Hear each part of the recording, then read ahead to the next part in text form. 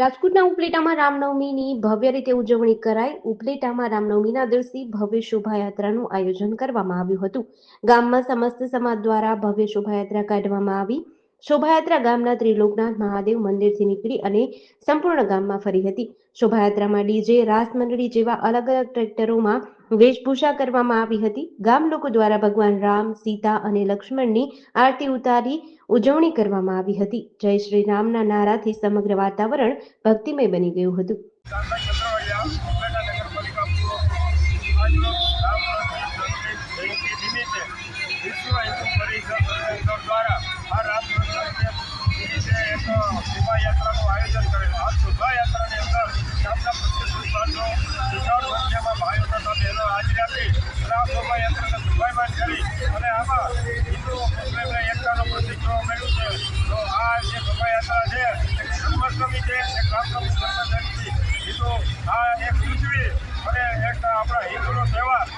દિવાળી આવે છે, રામ જન્મભૂમિ છે, જન્માષ્ટમી છે, આ તહેવારો એકબીજા હળીમળીને ઉજવે છે અને અમારા જ્યાં મંડળ દ્વારા જ્યાં જન્મદિવસનું આયોજન કરે છે અને ખૂબ સરસ આયોજન કરેલું અને આની અંદર ઘણા બધા ઘણી જાહેરાતો હતી અને ઘણા બધા આમાં જે કંઈ શીખવા જેવું પાત્ર બની જતા।